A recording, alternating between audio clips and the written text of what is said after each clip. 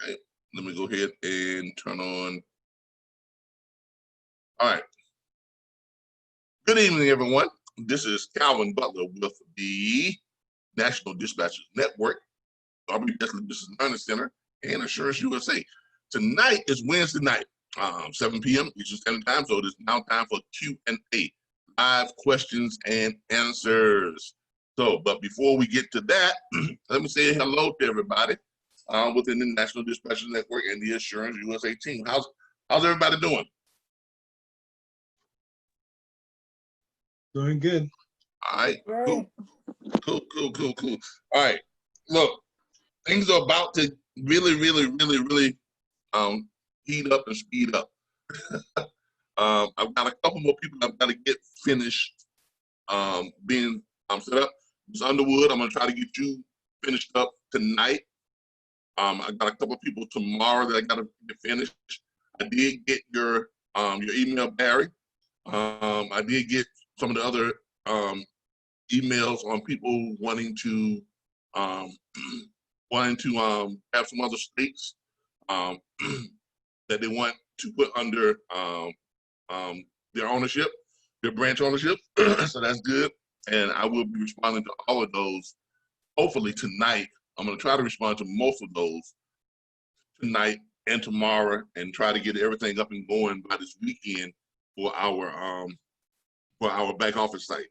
Trying to make it as good as possible. I really am, because I want you all to be able to go in and move seamlessly through stuff, have it done. I'm also updating the CNTMS to reflect each branch, and I'm putting people in under each branch. I will probably be calling you all to verify what state you're in, so that we can make sure that we have you in the right branch.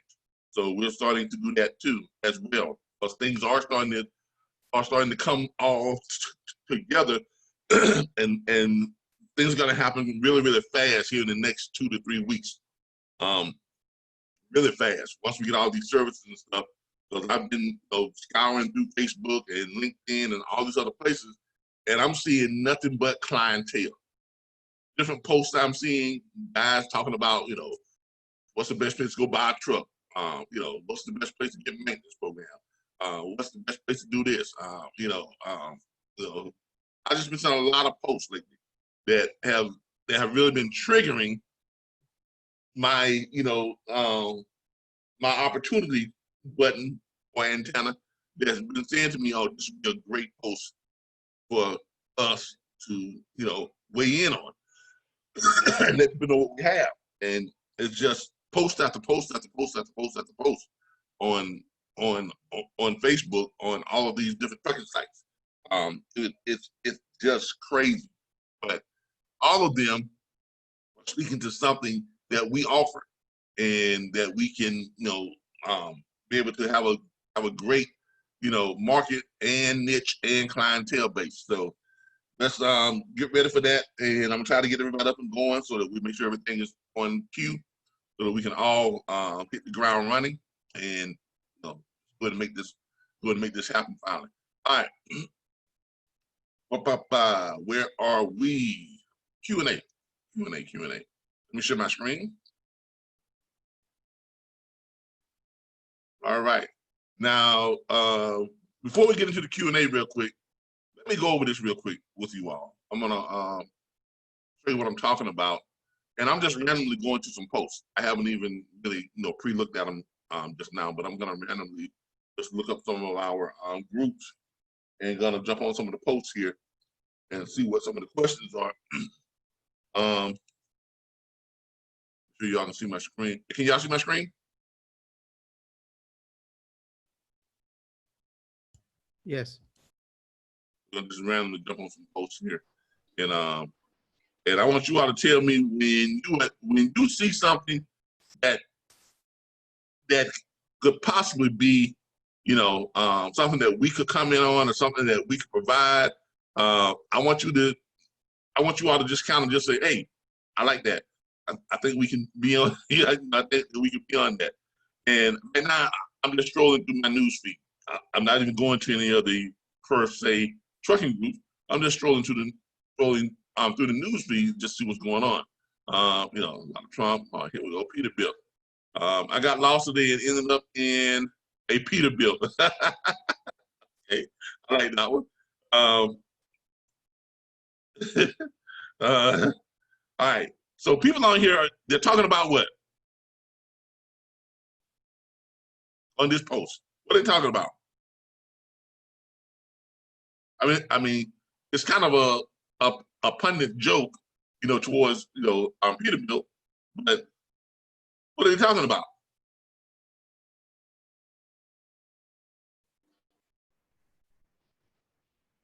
Purchasing a Peterbilt? Yeah, this person here obviously has bought a Peterbilt, right? So we got a lot of people on here that are responding. I mean, it's a joking what's called it, right? Someone says, I'm pretty sure I'm coming on these shoes before I still think they're fine. Well, that's about shoes, hot water and soap, and hopefully the Peterbilt truck will wash away.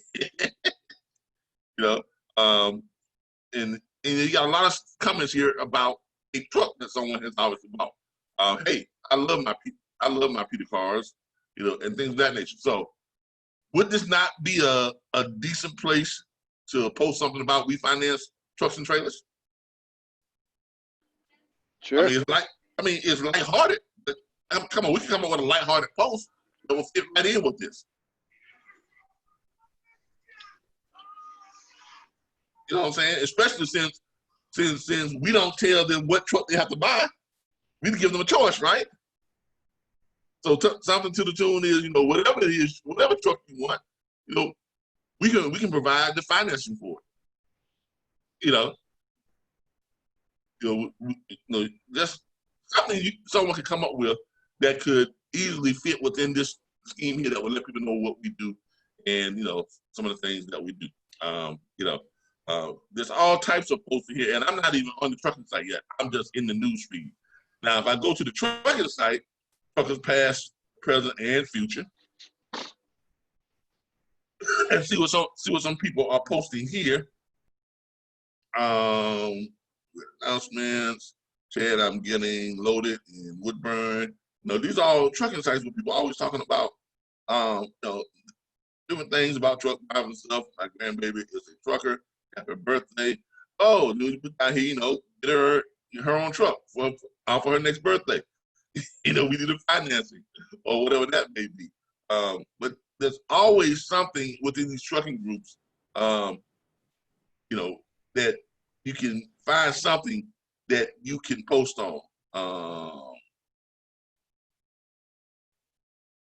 There's always something in these trucking groups, and we're on just one truck.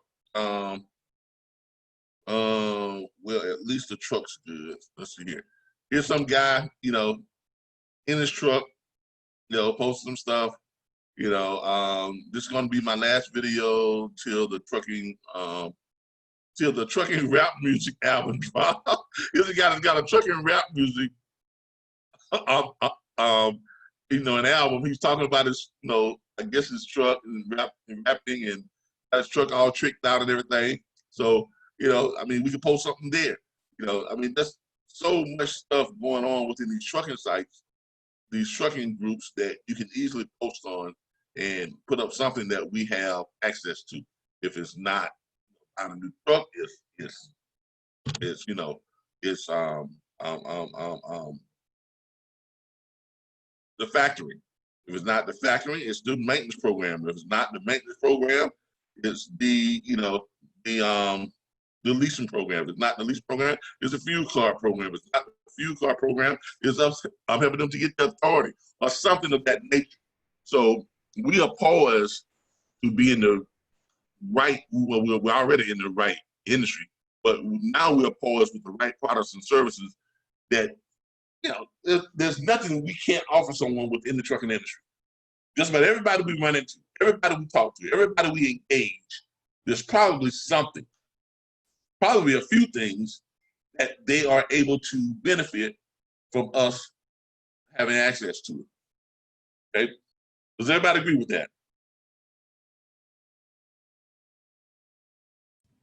I agree. All right. Yes. All right. anybody's got to comment on that little thing. I just wanted to get that out there real quick, let everybody know where we were on that, and where we are at get everything situated so we can start presenting and marketing and branding these services. Another thing that I am going to do, I am going to be reaching out to the Georgia branch, and I'm going to be talking to you all about the post you created.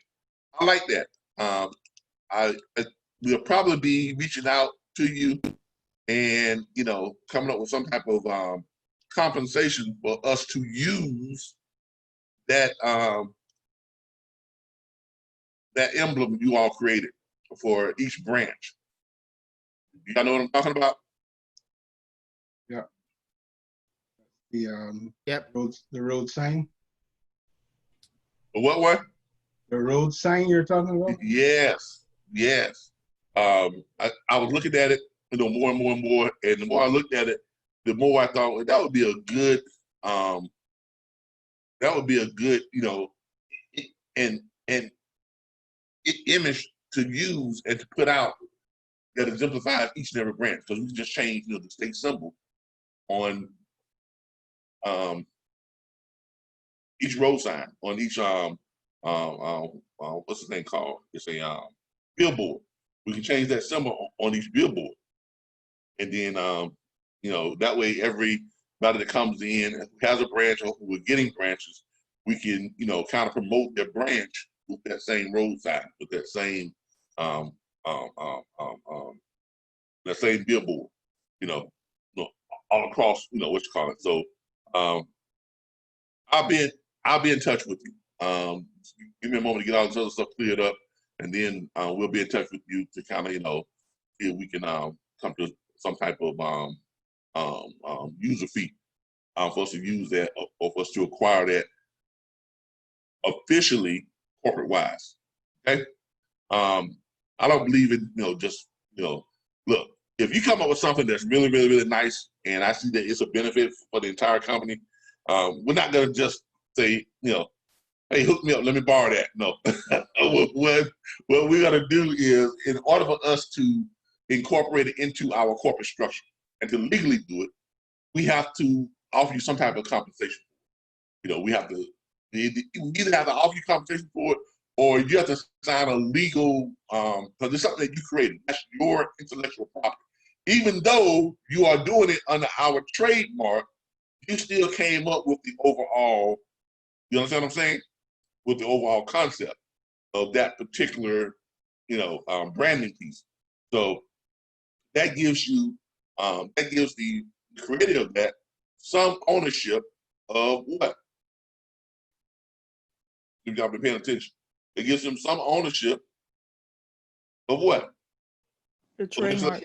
Of the intellectual property right?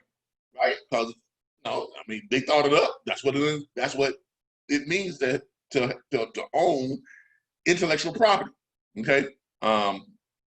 So we're gonna be reaching out to you all to see what we can do to gain access to that. All right. With that being said, let's get started. Let's do our training here. Tonight is Q&A, all questions and answers. You can ask questions, pretty much across the board. And we're going to be here for about an hour. We're not going to be very long. I still got a lot that I've got to do. And if y'all notice, I'm purposely trying not to extend these things out, these sessions out way, way, way too long. So let's get to it. Let's hit it. Get the questions out, get the answers out, and let's move on. All right. Q&A. Who wants to be first? Questions and answers.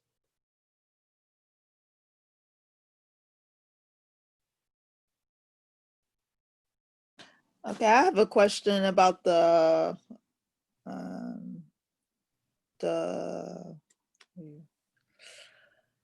geez, I forgot their name now. It happens. I forgot what I was gonna say. Okay, let me mute myself back. I'll think about it. Hey, I get brain cramps all the time. I have a couple questions, comments. Sure. Shoot, go right ahead. Okay, when we have a carrier under, let's say, a flat fee contract, let's say with another company, so they're under another authority, right? They're signing up with a flat fee. Do we need to capture the dispatch, the rate com information and then put it into the ASCEND TSM records to prove that the loads were dispatched by us? What he's asking is under the Assurance USA, right? Yeah, for the flat fee. All right. Oh, sorry. Let me just turn my phone down here. You can, but it's not necessary. Because the only, look, we have a dispatch agreement. We will have a signed dispatch agreement saying that we are dispatching for them. Right. And that they are, getting the loads from us on the dispatch. But remember, they're paying us a flat fee. Right. So there is no inherent risk of not getting that. Because really the only reason you would hit those rate cons and you would keep track of them is to prove that you are owed money from that load. Right. But we taken ourselves out of that process. We removed ourselves from that part of it. They just pay us a flat fee every month, Right. or every week. Mm-hmm. So it's really not a concern for us, to try and prove that we dispatched them that load. Now, the only thing that I can see, if someone comes back and says, "Well, I didn't average 250 that week, and I'm a flatbed." You see what I'm talking about? Yes. Then we can pull them up and say, "Well, let's take a look at it, man. This load, and this load." You add them up. You divide them by 3 loads. What does it come out to be? There you go. You're at $2, and you had $2.52 per mile. You see what I'm saying? Yeah. So that's a good question though, because I had not really considered that, and now that I think about it, it might be a good idea. Even though we are trying to put a lot of those people on dedicated runs, okay, we were probably going to want to collect something from. Yeah, I have the rate cons. Where actually tomorrow is his third dispatch job. Okay. Tomorrow. So you're doing good with him, huh? Yeah, he's ready to run. Hey, look, and it's not actually, as hard. And it's not as hard as you thought it would be, right? No, his load tomorrow picking up is paying $1,500, but the breakdown's like $5.48 per mile. Hey, look. He's happy. Yeah, and look, this is not hard to accomplish what we've set out. No. To do. It really isn't. I mean, there's enough freight out there that we can find these types of loads. And then once he gets him set up on some type of dedicated, it's going to be so easy. It's not even funny, So it's easy, speedy stuff. I mean, it really is. It really is quite just that easy. Okay. I'm not saying that it's a cakewalk, but you got to put some type of work in. But if you do it smartly, if you do it intelligently, and you set everything up, and then you look for those dedicated runs, you ask those questions. None of those brokers do these run, do these repeat during the week. You look for the reverse search, you find them a load going back. You ask that question, does this repeat? I was saying you got yourself a back and forth dedicated.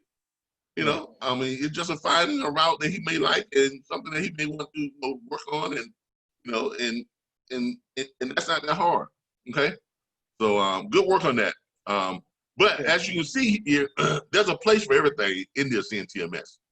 If you want to load up documents, you have your doc management, doc processing, upload a doc right here. Very simple. You go in and then you select the doc. It pulls it up. It goes right to your computer. What's called it. If they send over whatever they sent over, and you got it on your computer, you can pull it right up. You go to your documents, you click on it, and load it right on up into your CNTMS. Okay, so it's not that hard. Everything's at a click of a button, and once we get everything in the back office site, it will be even easier because you all will be able to access everything. Everything will be laid out for you all. Just go through and just access it stuff. Tool and resource at a time. It'll all be right there. All right. Yep. Next question. Yeah. For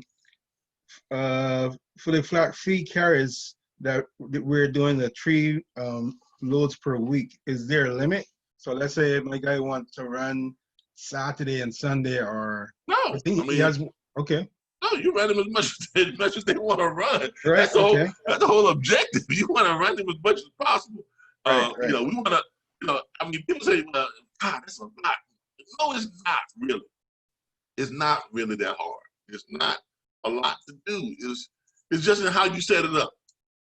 It's all in how it's set up, and also here in the very near future, we're gonna have those salary people who are gonna be coming on to help relieve those that you can't, or that you haven't, or just can't get set up on some type of dedicated. But I don't want that to be your excuse or anyone's excuse for not trying to find those dedicated loads, for not asking those questions.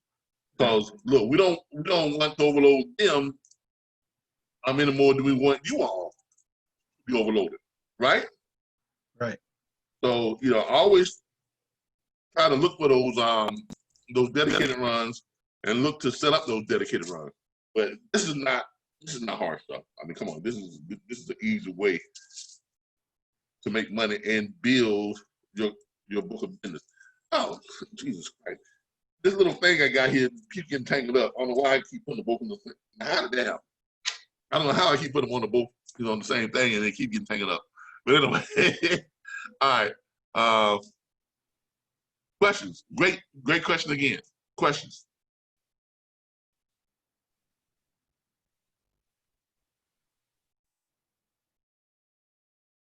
Come on, everybody. Questions. This is Q&A now. Sorry. I have another one then. Sure. So if he the carrier under agreement we're offering him 3 loads, he may get one that's below subpar. Now, if for whatever reason he end up having 2, he can just still pay. File for the 1 and not 2. Correct? So let's say 3 jobs, 1 was below subpar. Well, no matter how many loads he runs during a week, he's only gonna. If he falls below subpar, he can only file a claim for 1 load. He only gets.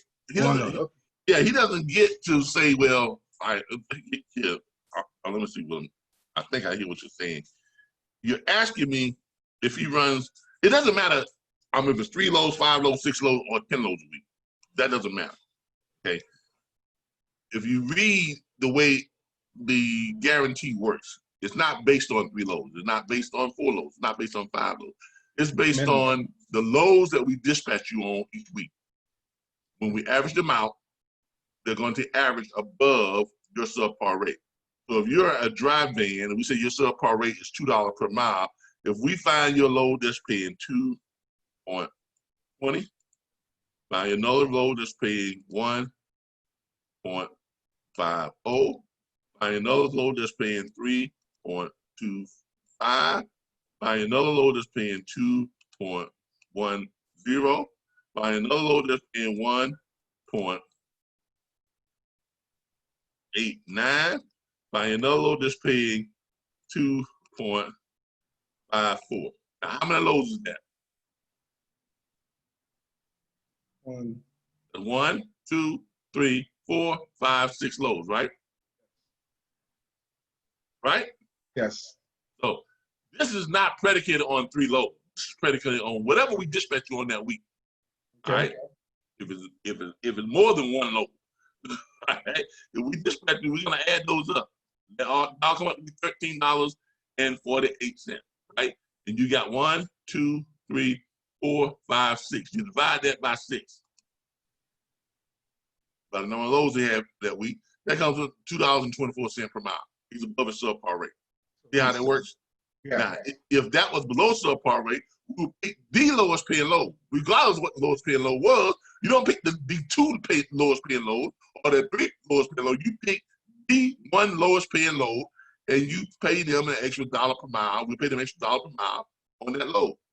Right. If that load went 1,000 miles, they get 1,000 miles. Over 800 miles, they get about 800 bucks. Chances are, with that many loads, all these loads are going to be what? Low mileage loads, right? Mm-hmm.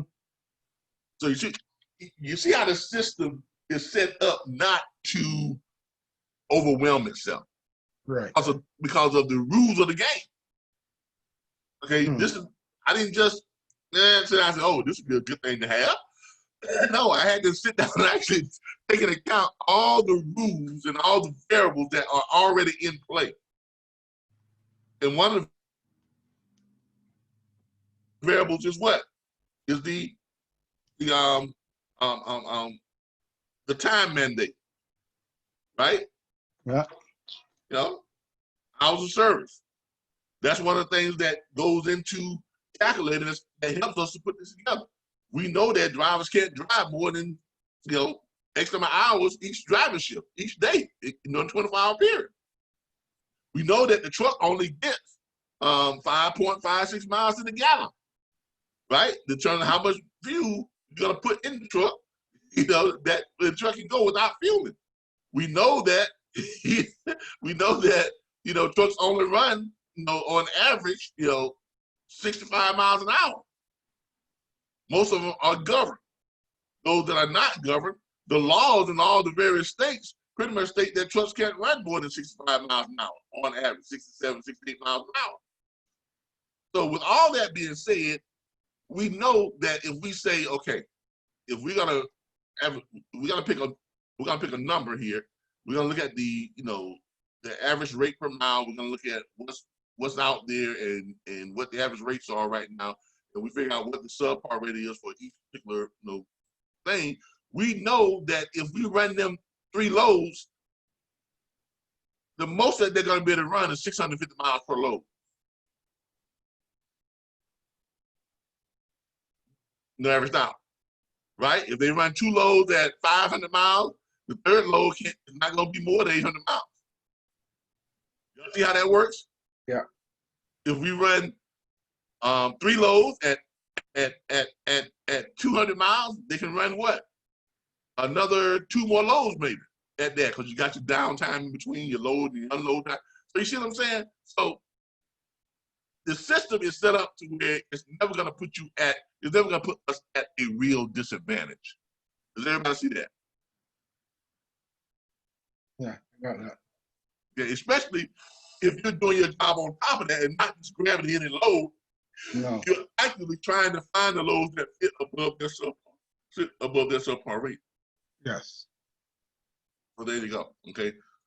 There should be very, very, very few instances where we're paying that $1 per mile on top of what they've already made. Okay. That guarantee should very seldom be paid out if we're doing what we're supposed to be doing. Yep. Okay. Especially with all the stuff that we've made out that we want y'all to do. So we still want y'all to send out what? Still want y'all to send this stuff out to the what? Shippers. Don't get lax on that. Because we want to have as many in-house shippers and in-house brokers as we can that are actually sending us loads that are above our subpar margins.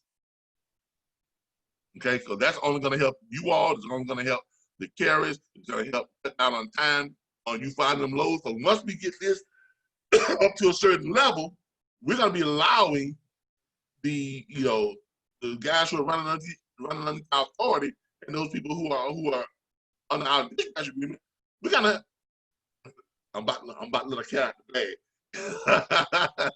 We're gonna be working on an app that we present to all of our clientele, where they can basically go in and dispatch themselves. Now, one of the features of this app,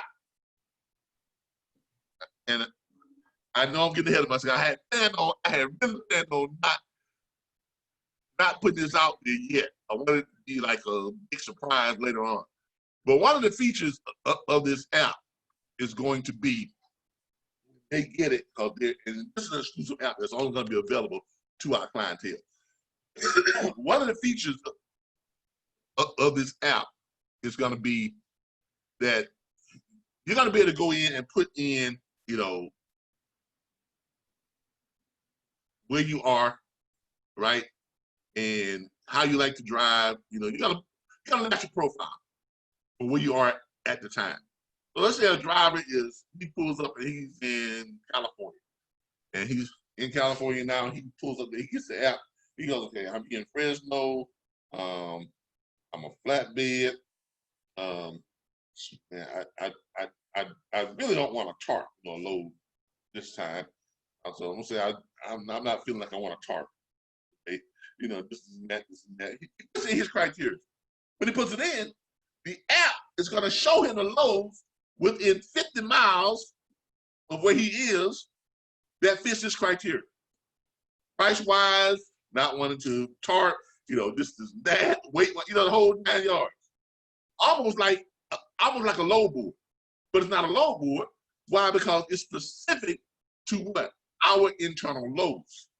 And all of our internal loads are gonna have him above his subpar rate. You get it? Got it.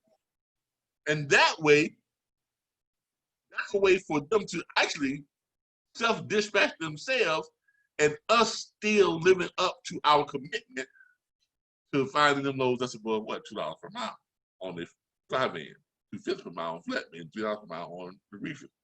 Because we developed the app, so essentially we have created an artificial dispatcher, an artificial intelligence dispatcher. Will we not?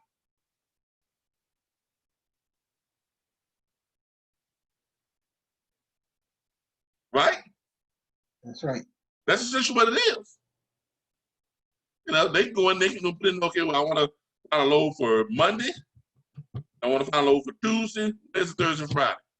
The app is going to pull up all the loads that would allow him to run all 5 of those loads that week.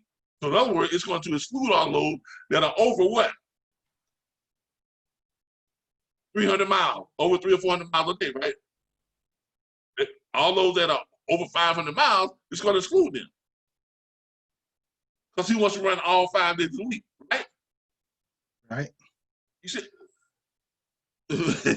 This doesn't stop. That's how we come up with a great product and we got the 3PL and you see like, okay, we got all this stuff done. Is that a reason for us at the corporate level, for me as CEO, to stop trying to hold on, y'all, we got a call. You are not going up them stairs, so you forget about it. That bear up here.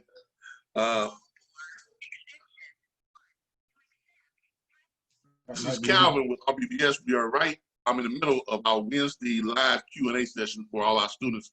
If you would please give me a call back in about an hour. Hello?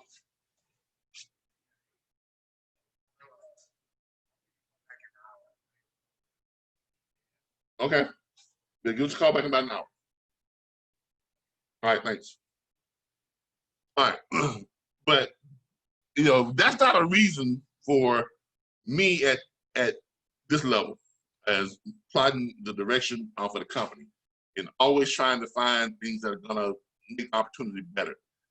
You know, create, you know, more, you know, more diversity, more opportunities, you know, more potential.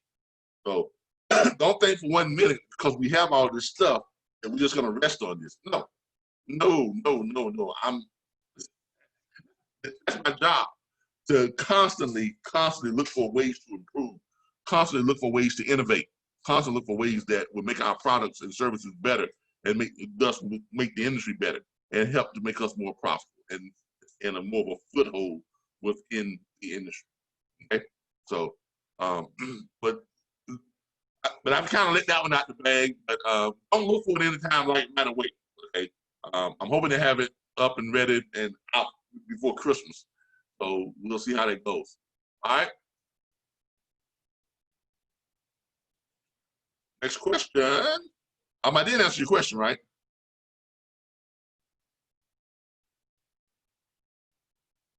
Yeah, you did. All right, great. All right, next question. So Kevin, I have a question about that. So when they dispatch themselves, are they allowed to use it outside of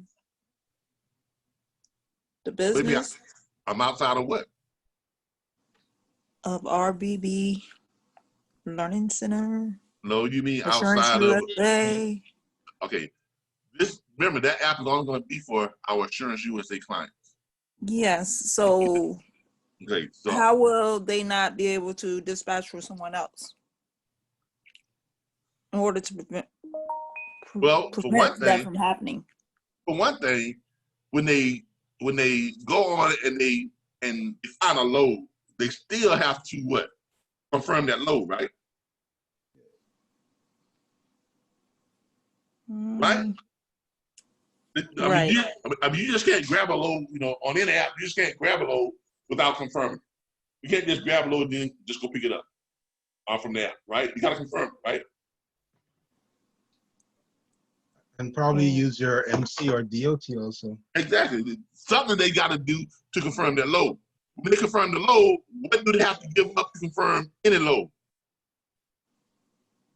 And they could easily give it to their friends. No, but what do they have to?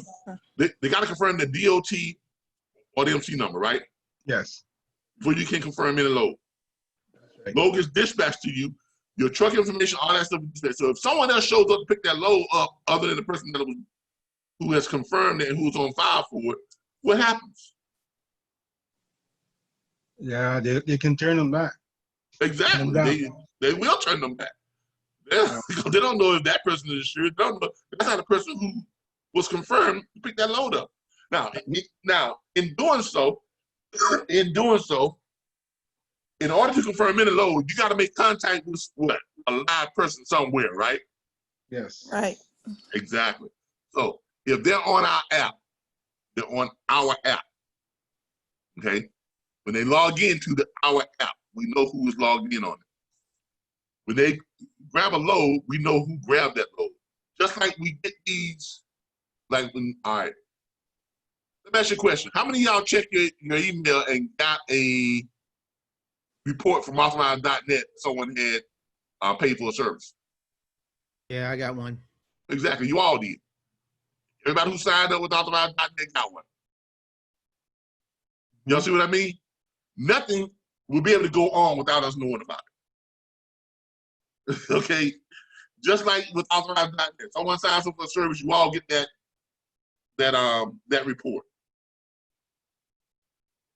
See how simple that is?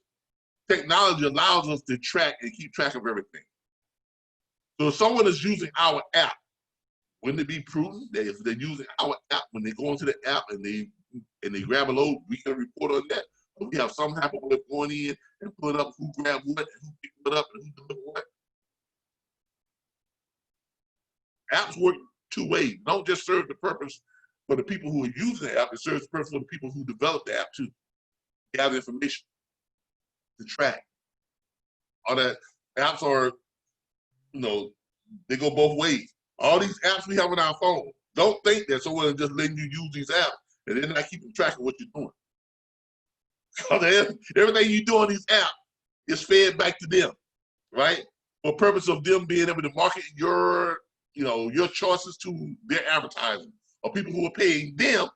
Do y'all ever wonder how free apps make money? Yeah. You ever wonder how free apps make money? So you don't pay for them, right? At least not up front, right? Advertisement. Exactly. I can speak into my phone and stuff come up on my page. Yeah. They're selling your information.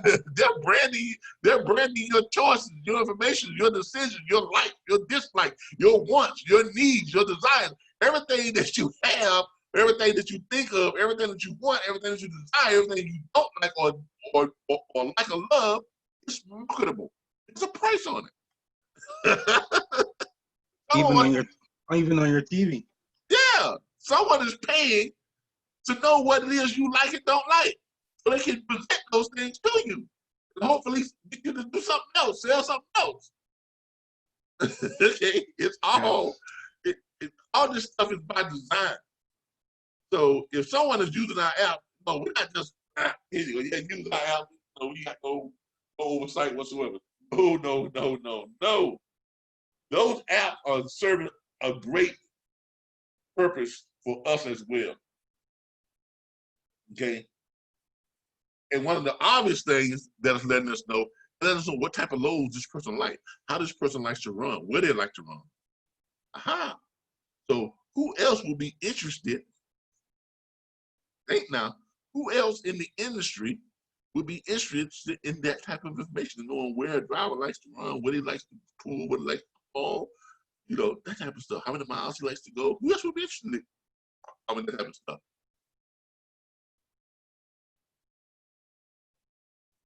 Who else? What do y'all think?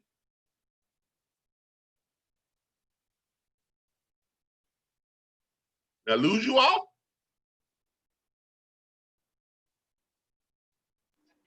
I'm here, I'm thinking. Well, one thing, the obvious is shippers. Would shippers not be interested in knowing what, you know, owner operators, you know, like to move, where they like to pick up, where they like to go, you know, would they not be interested? With other, you know, outside companies like Uber Freight not want to know that type of stuff, have access to that type of information? How do you think they get the information on what to present? You know, they pull stuff from all these other places too. If we allow them, if they come and say, okay, look, y'all got 10,000 people using you all's app right now. Woo, that's a lot of truck drivers. Y'all app. Or you gotta, you know, or however many we got that's using our app, right? Your app collects a lot of information, vital information, right?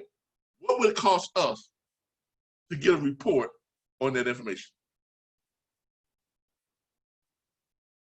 Y'all see how money is really made within any industry, really?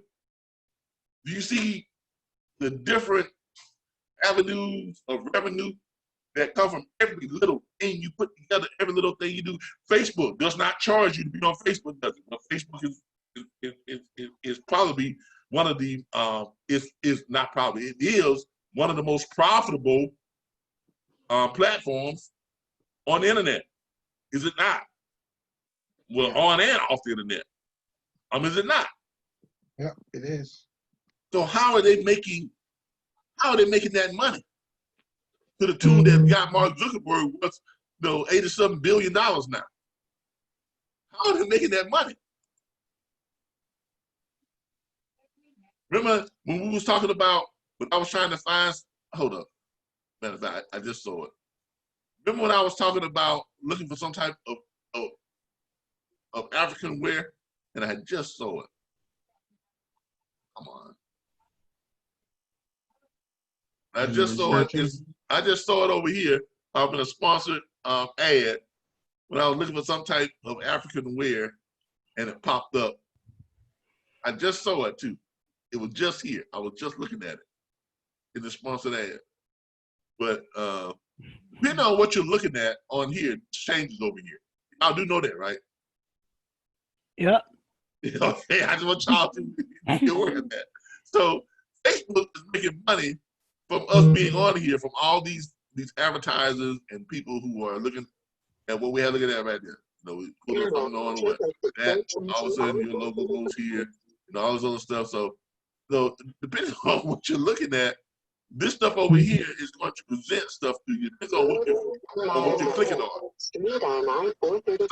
Somebody please mute your mic if you are driving and you got your thing on there. Matter of fact, Ms. Beverly, I'm gonna mute you, okay? Because your onboard nav system is trying to out-talk me. But these are where all your sponsored ads go, okay? And let's say I look in here and I'm looking for men's African clothing line.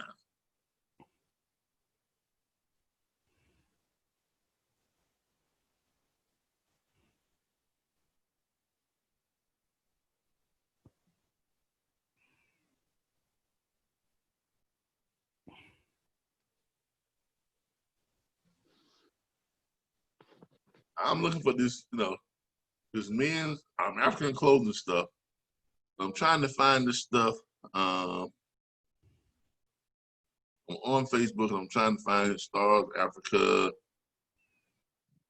All right, let's try this. That's Indian wear. That's Indian wear. Where's that? Oh, here we go.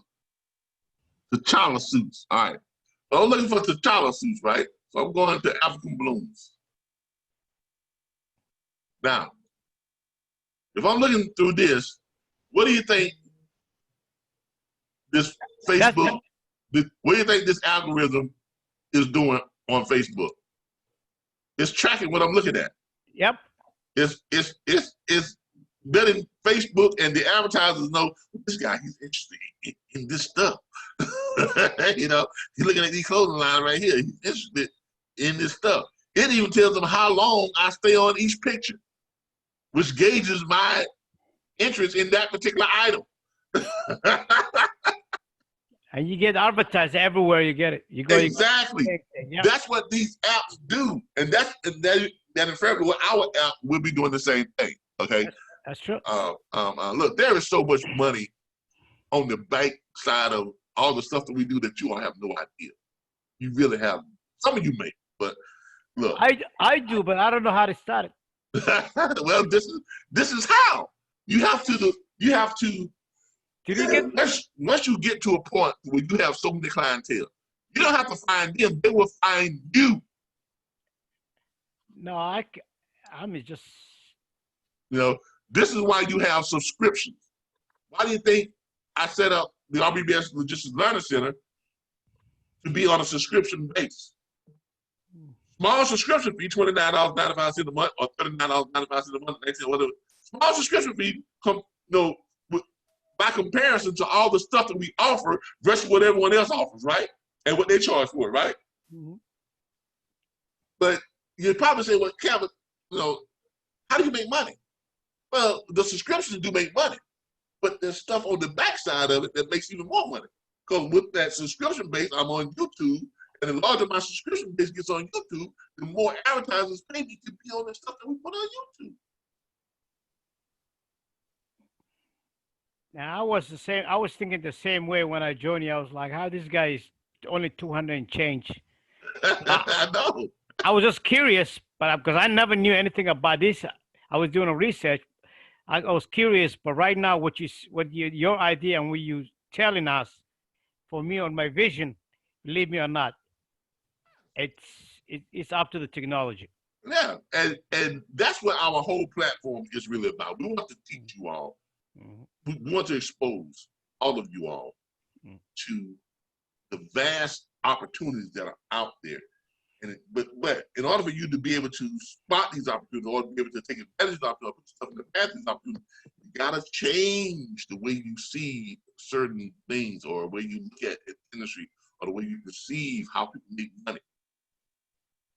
Because if you can't change your way of thinking, if you can't see it up here, no matter how much social media you do, you're not gonna see that. Oh, well, I'm looking at these nice shirts right here in these suits. I like this. I really like this. I really like this. Right. So when I get off of this, and I go back to my, you go to ESPN and you're gonna see these commercials. Yeah. When you start surfing, invariably, at some point in time, you're gonna see some stuff that pops up over here. Yeah. Of what you was, searching about, or it's gonna be somewhere in your news feed of what you were searching about. At some point in time, it's gonna pop back up. As you're scrolling through, sometimes you see it here, sometimes you see it over here. But it is going to pop up because they have what? They have tracked you and they know what you're looking for. And they're like, oh, well, shoot, this guy, this stuff, let's go back and see if we can sell him this. Right? So that's how it works. Okay, so these advertisers, this is what they pay for. Okay? This is what they pay for. They pay for this type of stuff so that, you know, you can see this type of stuff and hopefully they know what you're interested in and then they can present it to you and then pimp you into what? Buying it or getting their product or whatever the case may be. Now, don't make the mistake and comment on something, on some type of product or something that you're looking at. Oh, you're gonna get all. Not only are you gonna get that, but you're gonna start getting what? Emails. Because what's associated with your Facebook account? Mm-hmm. That's true. Your email address. Mhm. What is associated with your Facebook account? Your cell phone number. You wonder why you get these texts and emails? Where did this come from? It's because of stuff you know, you express some type of interest in on social media or wherever it is you were looking at. Okay? So, and that's how it works. That's what it's all about. Okay? That's what it is all, you know, about. They're collecting the data and selling, keep selling the data. That's it. Exactly. Yeah, And- making money. And look, we're doing the same thing. Yeah. We're not doing anything differently. We're doing the same thing. Okay? We're gonna be doing the exact same thing. So, and our hope is to build our brand up so much till these advertisers, they can't do anything but take notice of us and say, hey, you know, we'll pay you some dollar amount of money for us to have access to, you know, your data reports. That's all it is. Every app you use has a disclaimer, and it tells you exactly that. Did y'all know that? Yep.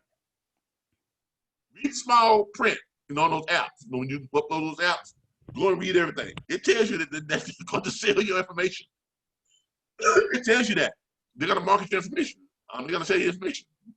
The collection of data, which is presented through this app, is used for our marketing and revenue streams, or to produce, you know, or to create marketing relationships or add relationships to advertisers, marketers, or whatever, and retailers. That's how. That's what it's all about, everybody. All right. So, but that's what's gonna keep someone from going out and just, you know, taking our app and say, "Hey, man, let me dispatch you from this app." Well, they show up for the load.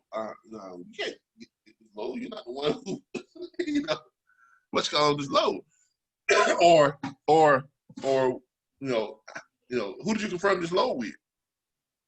Right? Because they gotta confirm it. Yeah.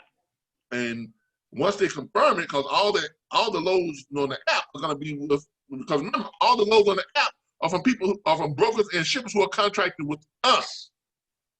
It's not like just a load board that's just out there. This is an internal app. This is an internal load board app.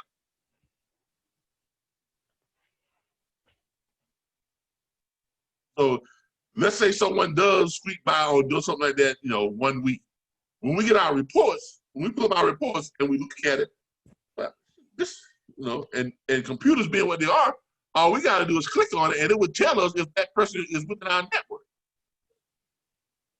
If they're contracted with us. No, they're not. How in the hell they get that load in? Most brokers would want their driver's name, contact number, Exactly. your trailer number, Exactly. All that stuff has got to be.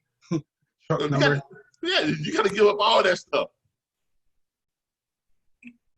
So I'm not that worried about that. Okay, because technology is already there. That kind of puts up roadblocks on that type of stuff. All right. All right. Great question, though. Good question. All right. Next question. Did we answer your question satisfactorily? Yes, thank you. All right. Okay, no problem. No problem. Next question.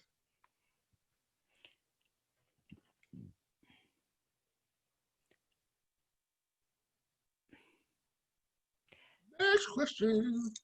Oh, y'all come on some good questions, by the way. Yeah. I'll go. My question is for the member specialist that signs up a carrier under, let's say, under one of my states, does he Yeah, I think he continue to dispatch to that person, or Hello. are you taking the responsibility of that? Okay, as we said before, anytime you bring on a client, if you're a member specialist, that is your client. If it is within your branch, that's also your client. Right. The member specialist, if they bring someone on, they're responsible for the integration of that client. In other words, getting them into the system, getting them set up and everything. And for the first couple of weeks, 2 or 3 weeks, they're gonna dispatch them. Okay? Until they find them what? Remember, everybody has the same role. Whether you bring someone in and you're a branch owner, you bring someone in, you're a member specialist, whatever. If I bring someone in, right, I'm gonna try and make sure I put them on some type of dedicated runs, so I can get them off of my to-do list every day. Right. Right? Yeah. Right? Got it. That's the goal of everybody within the company. Anybody you bring in, you're responsible. Well, make sure that person has the loads that they are supposed to be getting until we can either put them onto the app and then do a self-dispatch. Once that happens, that's not there yet. Or we can find them some type of dedicated or semi-dedicated runs so that we don't have to pay so much attention to them every single day, right? Okay. Or you get them, or we get them so comfortable in their role in running, just within a certain state or whatever the case may be, and we need to turn them over to our salaried employees and let them just, because based on all our salaried employees are going to be doing this. They're going to have access to 2 things. They're going to have access to our internal loads. All of those are above what? Above the minimum. So our rate. They're going to have access to the load boards and the straight dispatch. That's it. By them having access to the internal load, they got a list of the shippers and a list of what? The brokers. So they need to call the broker and say, hey, Mr. Broker, I'm looking for a load today for such. I'm on operator. I have your internal load list, but I don't see anything that matches where he's at or anything close where he's at. Do you have anything that maybe that we don't have? You see what I'm saying? That's their job. Or they call the shipper directly. Or they go to the load board. They got the straight dispatch. They look for a load for them. If they can't find it on the internal load list, which is the quickest thing to do, right? Right? The next thing to do is what? Call up, a couple of those brokers and shippers and see if they have a thing. The next thing to do what? Is go to the load board, right? Right? And let the what? Straight dispatch do its job, right? Yes. This stuff is not hard. It's not, there's a plan to it all. And if you all sit down and you start, looking at it, once you get into the back office, once we get the back office finished, it'll be a lot more easier to navigate. And you can kind of look at it and say, okay, now I get it. I got this over here, I got this over here. I can do this right here. I can pull up, these loads, and all at the same time, I'm remembering that if I'm finding them loads during the first 2 or 3 weeks, I'm asking these questions. Every load I find, I'm asking this question. Does this load repeat during the week? Is this load repeatable? How many times a week does this load run? You understand what I'm saying? Yes. Can my driver have that load for as long as it runs? My driver wants to be assigned to this load. My driver is available to run this load every single day. My driver can run that load 3 days a week. You find a reverse search. Is this load repeatable? Does this load repeat during the week? Does this load run every day of the week? My driver is asking the same questions. And when you get, yes, can I help you with something? When you get the same yes to the same load, then you have created what? Your dedicated run. And now you can pretty much cut that driver and say, hey, look, I've got great news for you, man. I got you a dedicated run. Remember that load you ran yesterday? Yeah, you can run it every day this week. Remember that back haul you ran? Yeah, you can run that too every day this week. Do you think you would have made a good impression on your client? Yep. Of course you would have with that part. You gotta climb for life. You know, like man never tell you about this company that's dispatching me. I had been with them for about 2.5 weeks, and man, they put me on this dedicated. I'm running the same load every day, 5 days a week. And running the same backhaul every day, 5 days a week. And I'm pulling down $1,900 a day. Home every night, off every weekend. You think you going anywhere? No. That's what you count on in the bank every month now. You get your check on that one every month. You can put that one in the books. Angel, really? Yeah, this is one of the most jealous dogs I've ever seen in my life.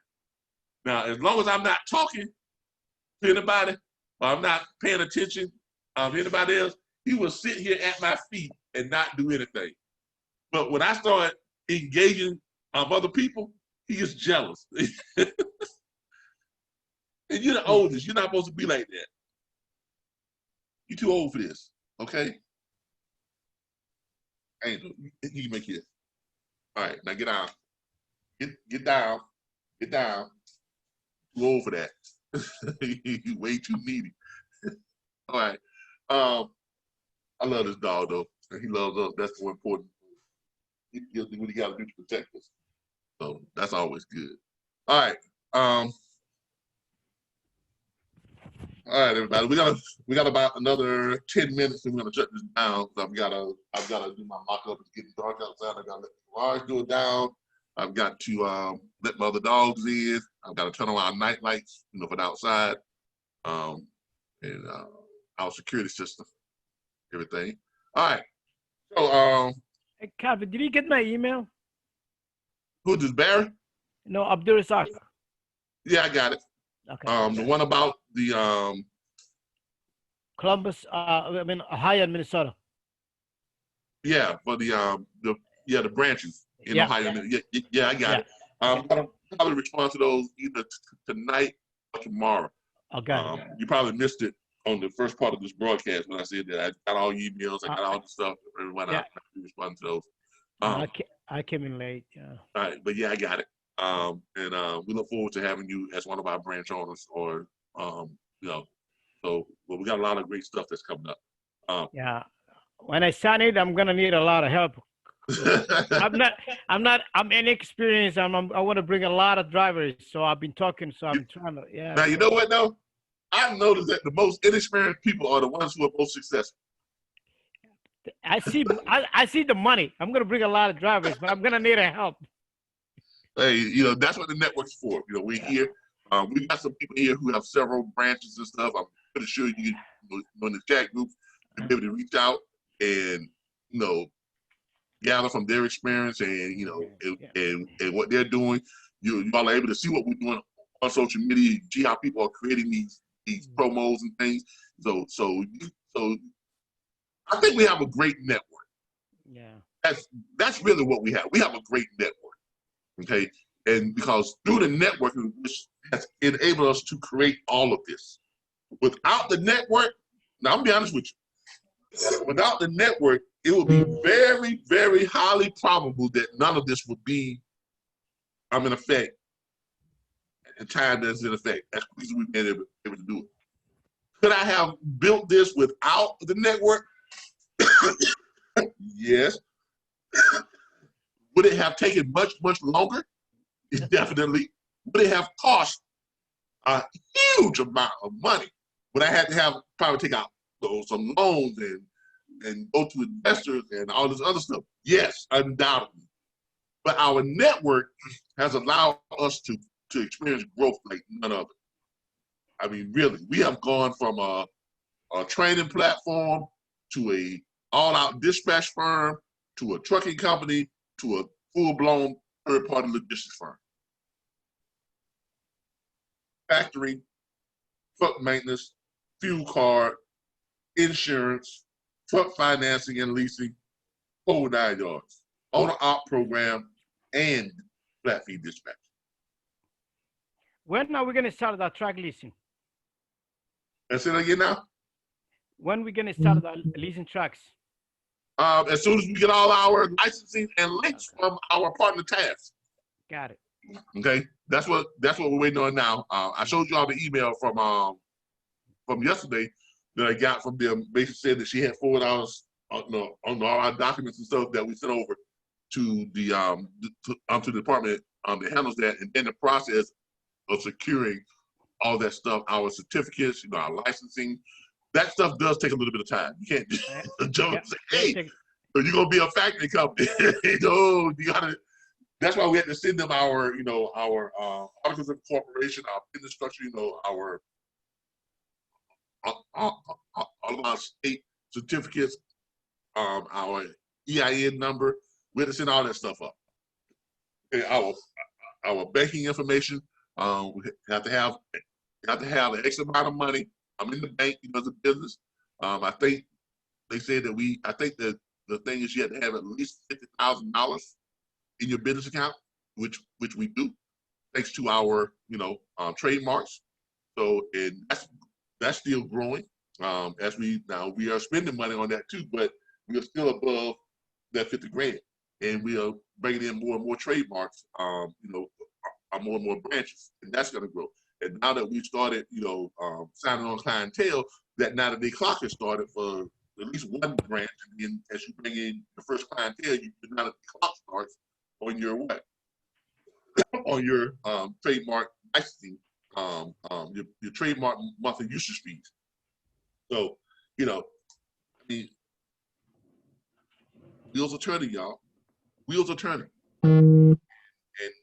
And just like a bicycle, now I'm not talking about the 10 speed. Even at the 10 speed, you can put it on a lower gear and you're spinning, but you ain't really going nowhere. Right? Put it on the higher gear, you're barely able to turn it, but you're moving. Right? So this is like, okay, we started off spinning. We were doing a lot of stuff, just barely moving. Then we got really, really serious about what we were doing. We went from just training to setting up a third party and all this other stuff we started doing. Got a little bit tougher. So we had to put more of an effort into it. We weren't spending a whole lot, but guess what? We were moving. And now that's where we are now. We're starting to move. And as you start to move, all of a sudden, that gets a little wet. Pretty soon, boy, you just cruising, right? And not taking much effort anymore. That's how business is.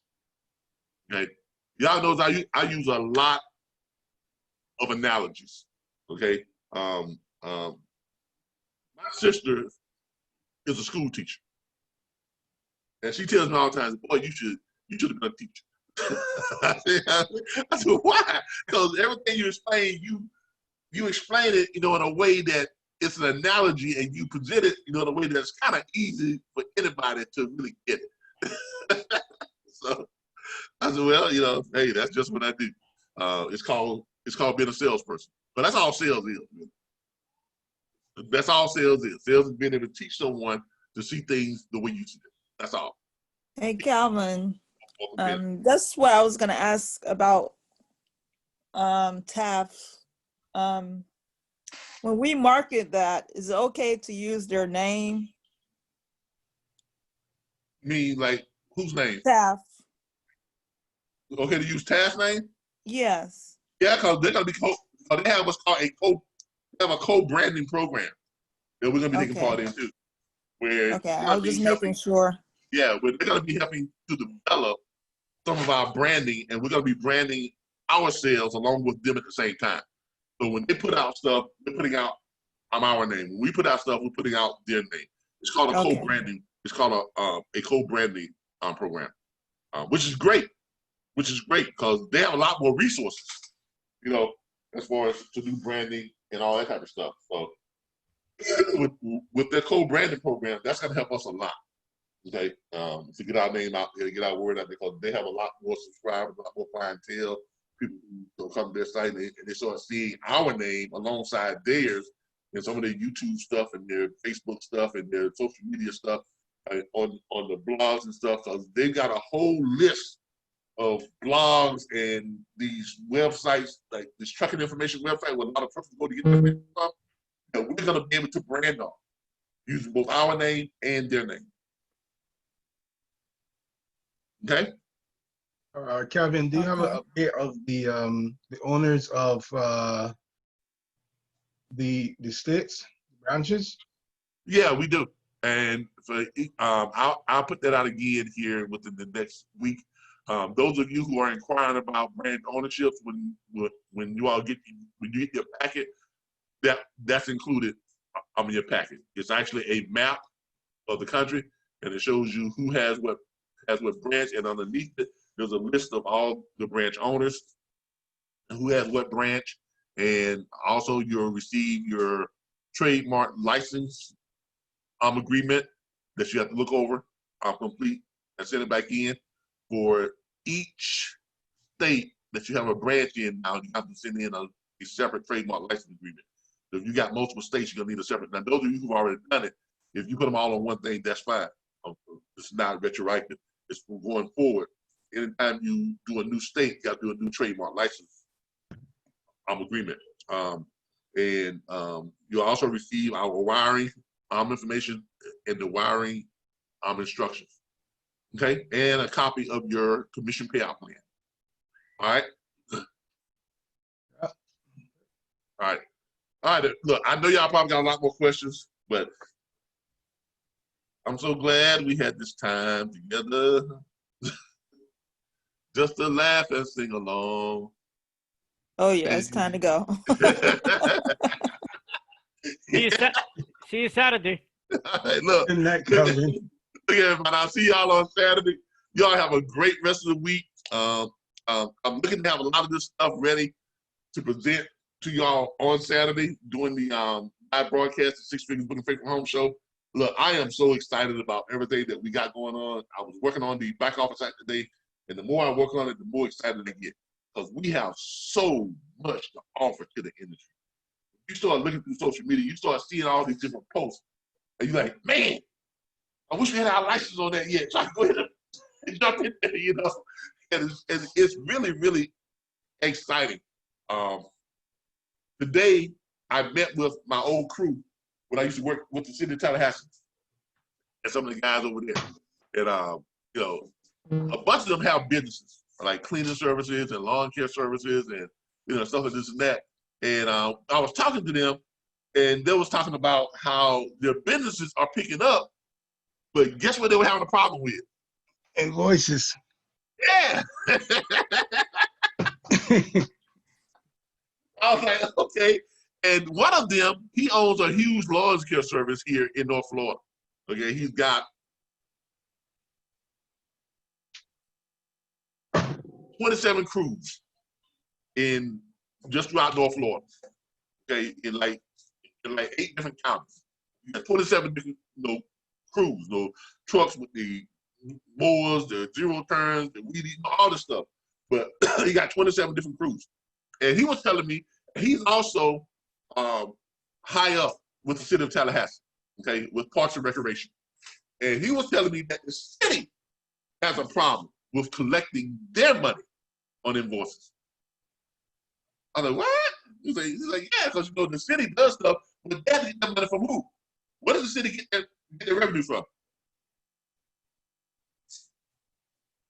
Taxpayers. Well, Taxpayers, yes, taxpayers. So they have to go through what? The comptroller's office to get paid, right? Right? mm-hmm. So the comptroller office, the first thing they pay is the employee salaries, right? The time stamp, the time clocks and all that stuff. They pay that and overtime and all that type of stuff. But guess what? That's not all that needs to be paid.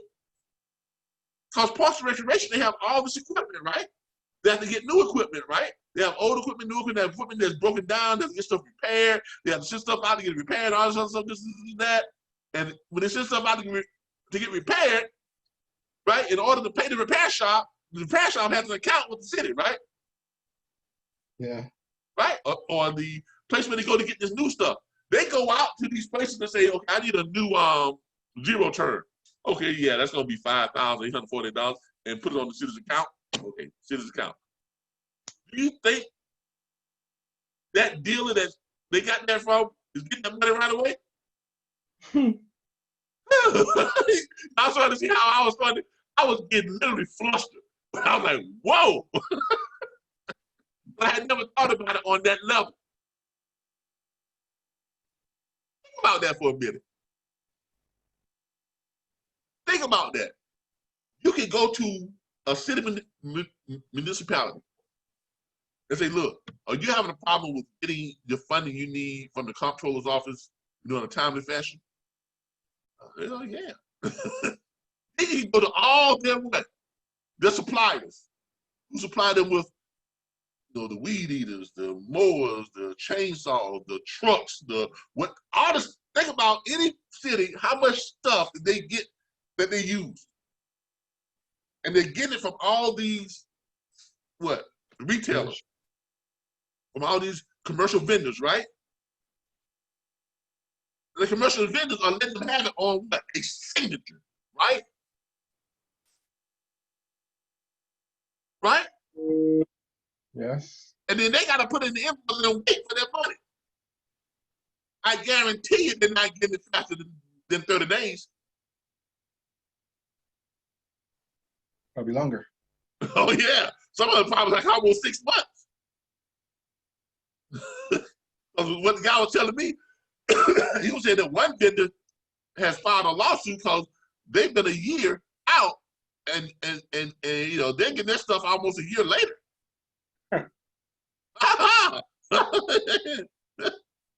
Yeah, that's what I said too.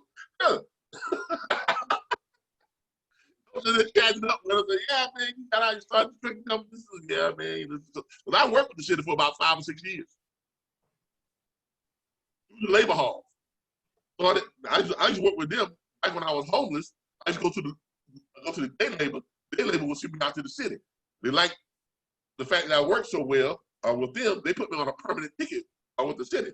I would go to the day labor every Friday, get my check, and get my ticket for the next week. And then the rest of the week, I just report right to the city, like a regular city employee.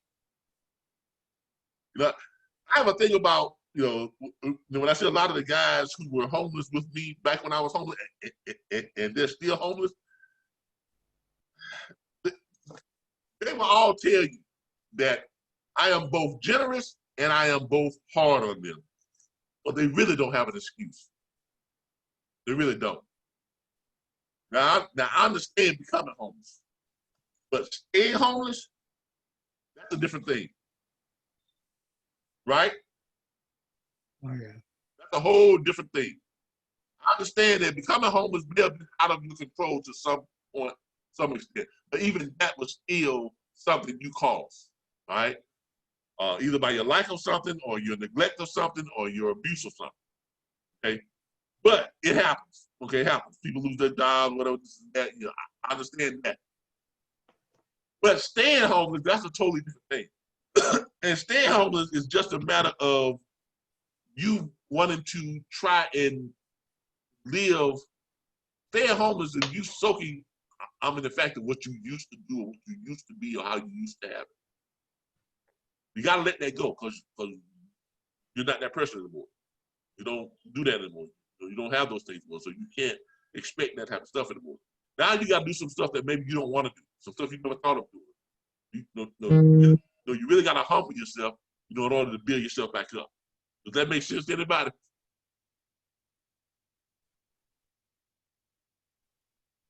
Does that make sense? It does, yeah.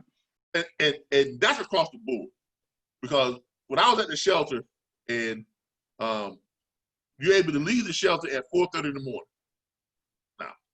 Now you can stay there until 9, 10 o'clock and leave at 10, but then you can't get back in until lunchtime for about an hour. Then you have to go, and then you come back and check in at the 4:30 check-in for the early check-in. You had like a 7:30 check-in. You had a late check-in with those people who work late at night, between 9 and 11 o'clock. Now, at 4:30 in the morning, when the shelter opens the doors for people to go out, you had very few people that would get up that time in the morning and head out. I was one of them. I can count them on both hands. It was about 10, 12 of us that would get up every morning, and we would get together and we would walk down to the labor hall. Labor hall was about, from the shelter, it really wasn't that far from the shelter. It was about 12 blocks, about 12 to 15 blocks, less than a half a mile, away. And it was pretty much all downhill, going down past Florida State, going down past Gaines Street. You're on the left and you're right there at the day labor. So we would walk to the day labor. We would walk to the day labor every morning. You right, get there, get up at 4:30 in the morning. We walk down to the day labor. They got a little place down there. You can get a $1.99 breakfast, grits, egg, toast, and patty sausage. So, walk down there, get my breakfast, and then the day labor would open up at 5:45, 6 a.m. Everybody's there, you sign in, and you wait for them to call your name, to see you out on the job. Now, that's kind of, some people will say that's degrading because you line up there and they're calling your name, you're sitting there, you're waiting to be called. Sometimes you may not get called, especially like if you're new and they don't really know you. They don't know how you work. They don't know if you're dependable. They don't know anything about you really except for what you put down, on your little profile thing you filled out, right? Put down the different skills and stuff you have, and whatever. But still, they want people who they can depend on. So they usually pick guys who they know first. They know how they work. They're already on certain jobs. They just get to repeat tickets. But you usually have to come there every day to get your repeat ticket, right? There were very few people that they allowed to get their ticket at the end of the week and they go straight to the job. Because they had to know that they can depend on you to be there. You understand? So in doing so, a lot of people who are homeless, they still are stuck in their old shell. They're wrapped in their old cloak and thinking certain things are beneath them.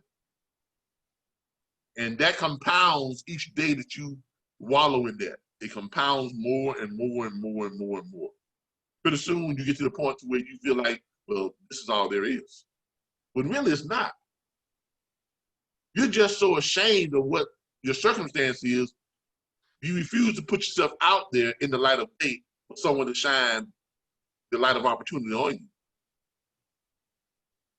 And that's how a lot of people get stuck being homeless. A lot of able-bodied people get stuck being homeless. They really do. Okay? And then you got those out there that see homelessness as an opportunity. Yeah, I actually know guys. I know guys. I have seen this for myself. I know people who stay at the homeless shelter and they stay there because of choice. I know people who go out every day and they make $800 to $1,000 a day and they stay at a shelter. Now, I'm not trying to say that everybody on the side of the road with a sign is a con artist. But I personally have witnessed groups of people that get together every day. They get up, they leave the shelter, and it's okay. All right, you go over here off the interstate over here, you go over here to Walmart, and they go down to the bus stop, they'll catch a bus. Or they'll call a cab, or they'll call an Uber. Really, I'm serious. They'll call Ubers to take them to their different locations so they can stand out over the sign. I lie to you not. And they come back to the shelter with no less than $300-400 a day. Now you call it what you want to. Now, they say it's work because they're standing out there in this hot sun or cold or whatever it is, holding that sign, this and that. But come on, it's it's just another what? It's just another hustle, really, right? Right? If you drive around your city or town, you'll see some of the same people at the same stop. As a matter of fact, they have it down to a point to where the other people know that that's their spot, and they won't take it because that's somebody else's spot. That's how organized it is within the homeless community. So, but there are those type of homeless people out there. But there's also a lot of the homeless people you all don't see. These are people that probably work at the same place you work at, go to the same jobs you go to. You see them out, they're working on construction sites, they're working in hospitals, they're working all these other places. And a lot of them got those assignments through day labor jobs, tip jobs. And they're showing up at work just like you are, but you would never know they're homeless. Okay? So, I don't want to harp on this, but this is something that's close to my heart and is close to, it invokes a lot of feelings for me because I lived that life for 18 months. Okay, getting up every morning, going to the day labor until they, got me on the city ticket and going every day with that for almost, a month or two until they figured out that I was dependent. Okay, so I was working with the city of Tallahassee while I was homeless. At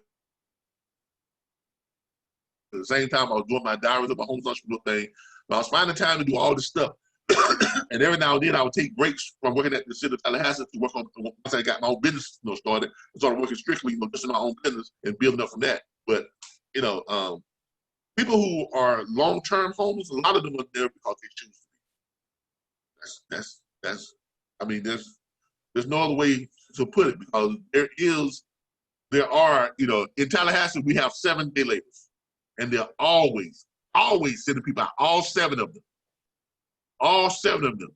The one that I was going to on average sent out about 300 people a day to work. That's a lot of people going out to work every day. Right? And there was a lot of people out there paying people to come. Like, no, you're not getting paid what you want to get paid, but you're getting paid. It's a stepping stone. It's a stepping stone. And a lot of guys got permanent jobs with the person that they were being sent out to because they went out there and improved themselves. And then those companies offered them permanent jobs and so on and so forth. But, but it's like anything else, though. You got to be willing to put yourself in the path of opportunity. And that's what I like about our network. All of you have made an effort. You stepped up and you decided to put yourself in the path of opportunity. And that's what we're all about. All right. With that being said, I bid you all good night. I'll see y'all on Saturday. My dog here is telling me he can't take it no more. He wants some attention. So I'm going to let mother dogs in and do what we got to do around here. So I can put some time with them. All right, everybody. Y'all have a good night. I'll see y'all on Saturday. Angel, say bye. Angel, look, say bye. Look at the camera, man. You don't want to say bye? Good night, everybody. Good night. Good night, Bye, everybody. Andrew. Angel, somebody say good night. All right, y'all. Y'all have a good one. You too. What's up, boy? You're so jealous. Yes, you are. I love you, though. You are jealous.